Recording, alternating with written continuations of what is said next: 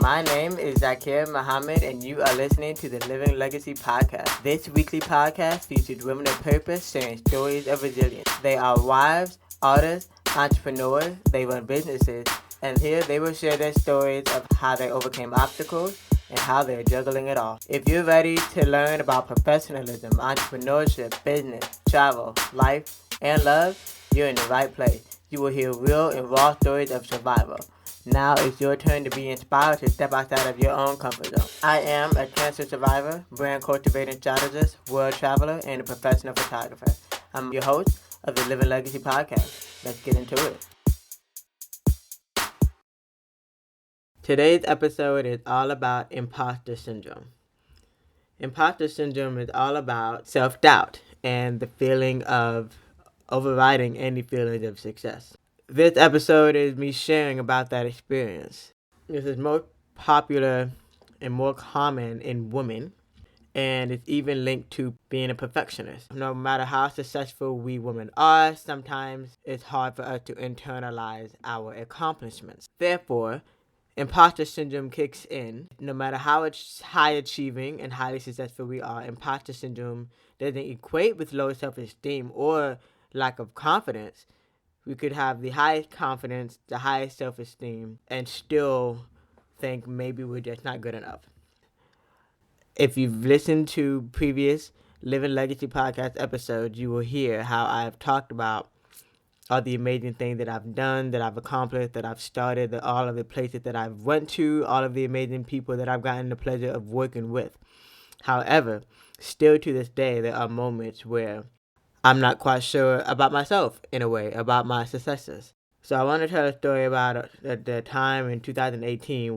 Imposter syndrome kicked in so strongly. This was right before I signed up for an online course called 1K One Day. Before taking 1K One Day, it's when I learned to almost have a gratitude journal.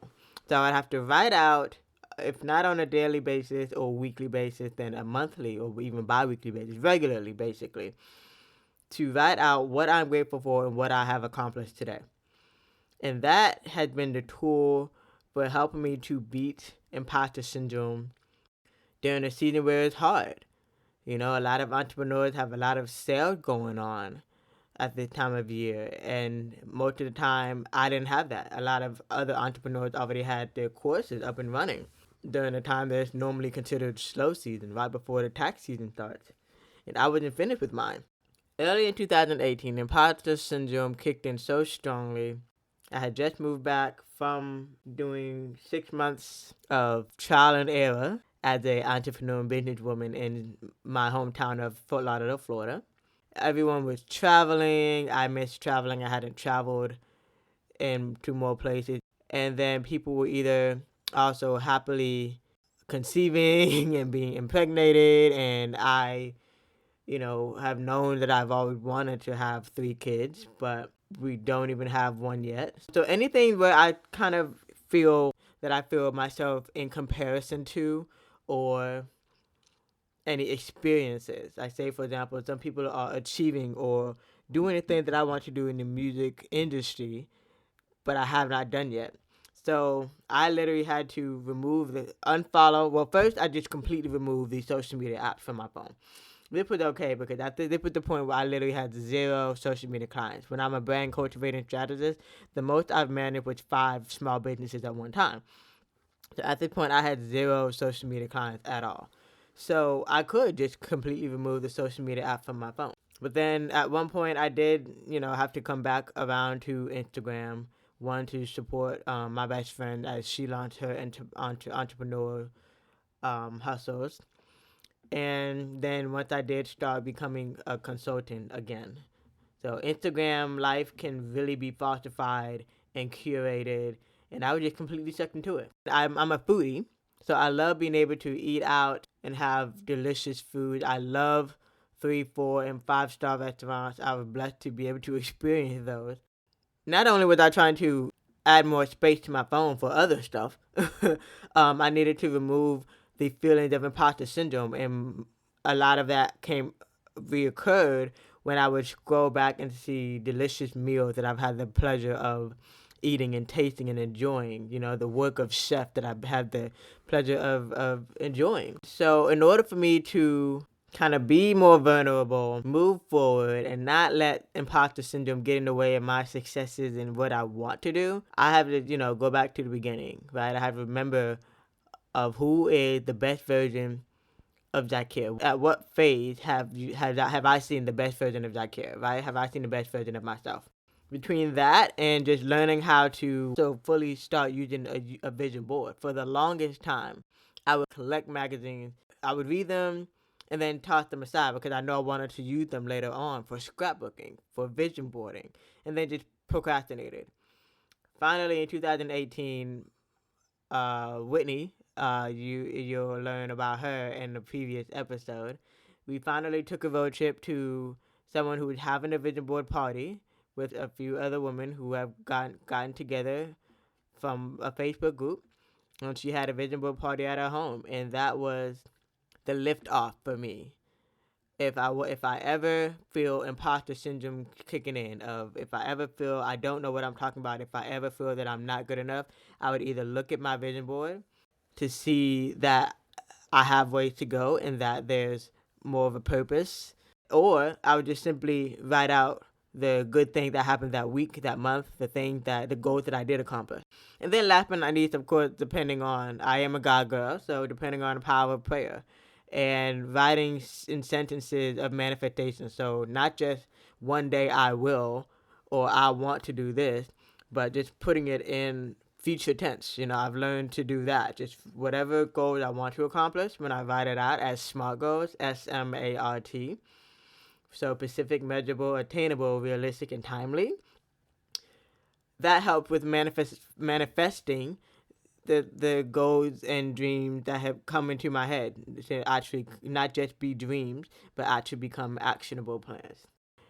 I'm so used to being independent and doing things on my own, but once I learned that I cannot do everything on my own and I don't know everything, that helps to ease the load of feeling like I'm not good enough, because I'm smart enough to know when to say I don't know and literally do my research or hand it over to someone who does know better than me, right? Because there's a quote of, if you are the smartest person in the room, you are in the wrong room. And I have been in that situation and I completely understand it. I'm a creative, and if I'm not around other creatives who I won't feel envious or jealous of, but who will also help to take the time to educate and motivate and mentor me, it helped with imposter syndrome too. So with that being said, it's taken 2 years because I did let imposter syndrome get into my head, but I am releasing a book.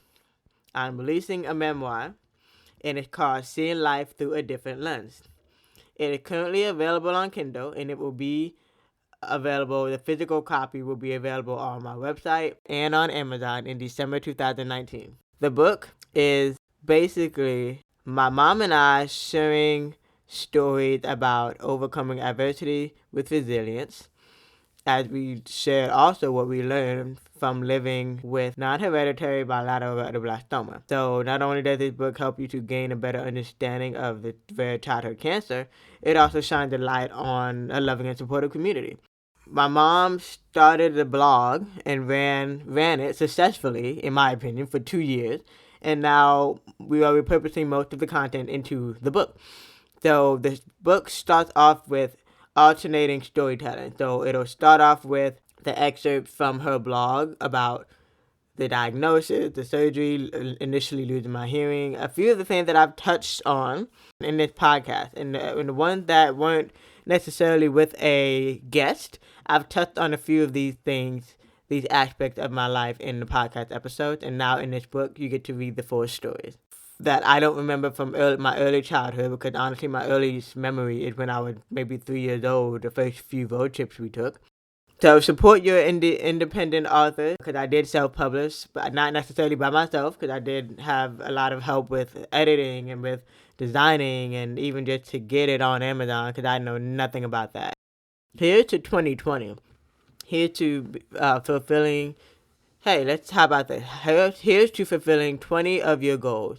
The ones that you put off for so long, right? With that 1 to 20 goals, that have come to your head that you know you wanted to do, but you've heard yourself saying negative talk of, nah, I don't think I can do this. I don't think I know how to. I don't think anyone will buy, read, purchase, anything like that. Anything that you recall, you've followed up with negative talk. You have a goal in your head, but then you catch yourself following up with negative talk. That's the goal that I want you to fulfill in 2020.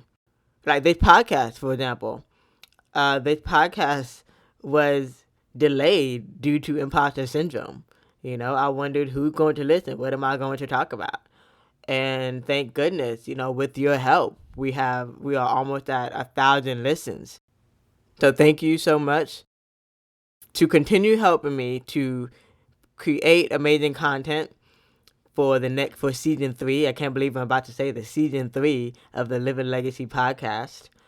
Please do share a review, whether you're just going to post it on your own social media, Facebook, Instagram pages, and share it with the link to share with your friends, or even just go to Apple Podcasts. So when you search either on iTunes, if you have that, just search for Apple Podcasts and then search for Living Legacy Podcast and leave a review. You can also leave a review. You don't have to be logged in. Maybe create an account for Podchaser. Leave a review there. These reviews not only help me to know how I'm doing, but they also help other listeners who are looking for podcasts just like this to be inspired, maybe looking for the same reasons that you're listening to and for the same episodes that you're inspired by. Maybe they need the same thing. So help me, help you, and help others by leaving a review, which will also allow me to reach more people and inspire others and help them to get out of their imposter syndrome. Thank you for listening to the Living Legacy podcast. Be sure to subscribe, follow, and download so you don't miss the next episode. If you want to learn more, you can visit ZakiraNayar.com. That's ZAAKIRAHNAYYAR.com.